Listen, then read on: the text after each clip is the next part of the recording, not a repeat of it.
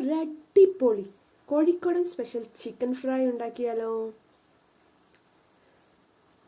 അതിനുവേണ്ടി നമുക്ക് ഒരു 500 ഗ്രാം ചിക്കൻ എടുക്കണം. അതിൽ 1 ടീസ്പൂൺ മുളക് പൊടി ഇടണം. അതിലേക്ക് ഒരു 1/2 ടീസ്പൂൺ ഉപ്പും 1/2 ടീസ്പൂൺ മഞ്ഞൾപ്പൊടിയും പിന്നെ ഒരു 1/2 ടീസ്പൂൺ കുരുമുളക് ഇട്ട് നന്നായിട്ട് കുഴച്ചെടുക്കാം.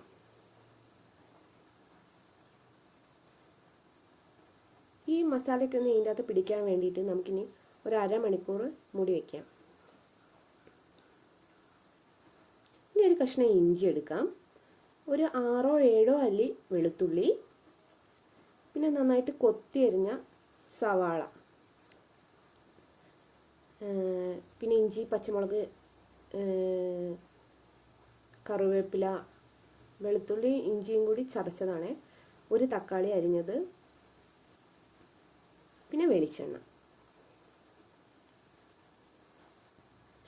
ഇനി നമുക്കൊരു ചീഞ്ചട്ടി എടുത്ത് അതിലൊരു ടേബിൾ സ്പൂൺ വെളിച്ചെണ്ണ ഒഴിക്കണം. ടേബിൾ സ്പൂണാണ്. അതിലേക്ക് 3 ടീസ്പൂൺ മല്ലിപ്പൊടി, ഒരു 2 ടീസ്പൂൺ മുളക് പൊടി, പിന്നെ ഒരു 1/2 ടീസ്പൂൺ മഞ്ഞൾ, പിന്നെ കുറച്ച് കുരുമുളകും പൊടിയും കൂടി ഇതിൽ ചേർക്കാം. എന്നിട്ട് ഇത് നമുക്ക് അടുപ്പത്ത് വെച്ചിട്ട് ഒന്ന് ചൂടാക്കി എടുക്കണം.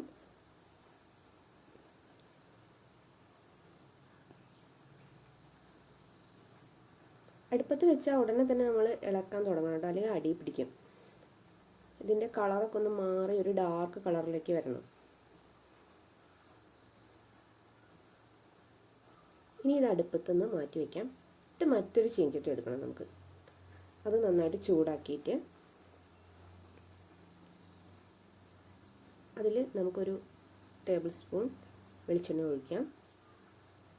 നമ്മൾ നേരത്തെ ചതച്ച് വെച്ച ഇഞ്ചി വെളുത്തുള്ളി പേസ്റ്റ് ഉണ്ടല്ലോ, അത് നമുക്ക് ഇതിലിട്ടിട്ടൊന്ന് വഴറ്റണം.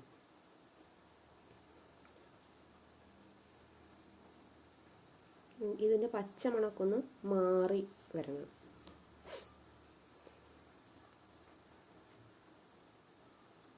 എന്നിട്ട് നമുക്കതിലേക്ക് പച്ചമുളക്, 2 പച്ചമുളകാണ് ഞാൻ എടുത്തത്. ആ 2 പച്ചമുളക് നമുക്കിതിലേക്ക് ഇട്ടിട്ട് ഒന്നുകൂടി നന്നായിട്ട് ഇളക്കാം. ഇനി നമുക്ക് പെട്ടെന്ന് തന്നെ ഇതിലേക്ക് കൊത്തിയരിഞ്ഞ ഉള്ളി ഇടാം, നന്നായിട്ട് വഴറ്റാം.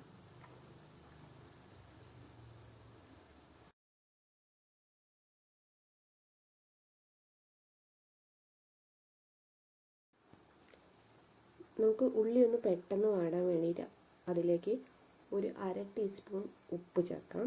പിന്നെ നന്നായിട്ട് ഇളക്കിയിട്ട് മൂടി വെച്ചിട്ട് തീ ഒന്ന് കുറച്ച് വയ്ക്കാം.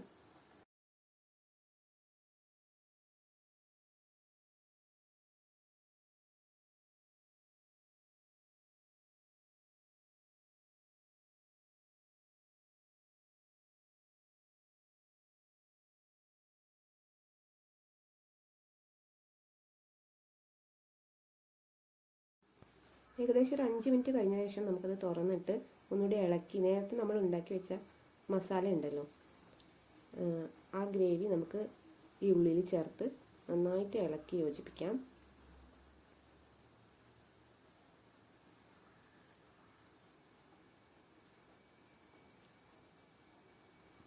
ഇനി നമുക്കിതൊന്ന് അടച്ച് വെച്ച് ഒരു 5 മിനിറ്റും കൂടി ഇതൊന്ന് വേവിച്ചെടുക്കാം.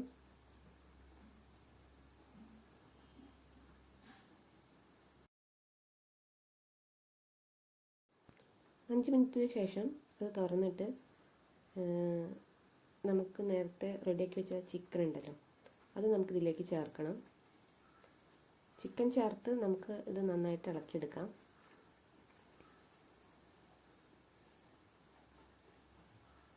ഒട്ടും വെള്ളമൊന്നുമില്ല കേട്ടോ, ഞാൻ ഒട്ടും വെള്ളമൊന്നും ചേർത്തിട്ടില്ല ഇതിൻ്റെ അകത്ത്. ഈ ഒരു മസാലയൊക്കെ ഇടുന്ന തന്നെ ഈ ചിക്കൻ വെന്തോളും. ഇതിൻ്റെ കൂടെ നമുക്ക് തക്കാളി ഉണ്ടല്ലോ, തക്കാളി നേരത്തെ അരിഞ്ഞ് വെച്ചിരുന്ന തക്കാളി ഇതിൽ ചേർത്ത് ഇളക്കണം.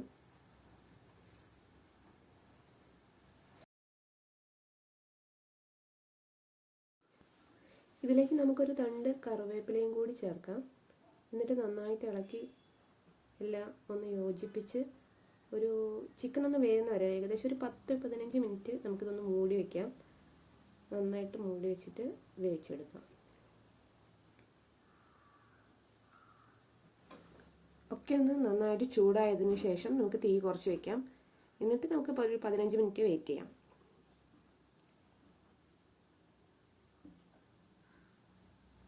ഏകദേശം ഒരു 15 മിനിറ്റ് ആയിട്ടുണ്ട്. നമ്മൾ തുറന്നു നോക്കാം. നല്ല മണമൊക്കെ ഉണ്ട്. അങ്ങനെ കുറച്ച് വെള്ളമൊക്കെ അതിനകത്ത് നിന്ന് വന്നിട്ടുണ്ട്. നമുക്കിതൊന്ന് വറ്റിച്ചെടുക്കണം. ഈ സമയം നമുക്കിതിലേക്ക് കുറച്ച് സാധനങ്ങൾ ചേർക്കാം.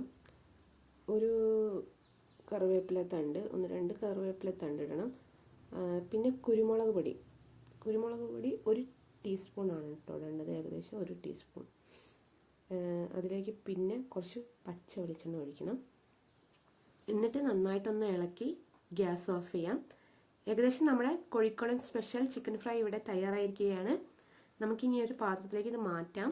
നിങ്ങൾക്ക് ഈ റെസിപ്പി ഇഷ്ടപ്പെട്ടിട്ടുണ്ടെങ്കിൽ തീർച്ചയായും ലൈക്ക് ചെയ്യുക, ഷെയർ ചെയ്യുക, സബ്സ്ക്രൈബ് ചെയ്യുക, സപ്പോർട്ട് ചെയ്യുക. എല്ലാവരും ഈ റെസിപ്പി ഉണ്ടാക്കി നോക്കണം. കമൻറ്റിലൂടെ നിങ്ങളുടെ അഭിപ്രായങ്ങൾ അറിയിക്കണം. Okay, by.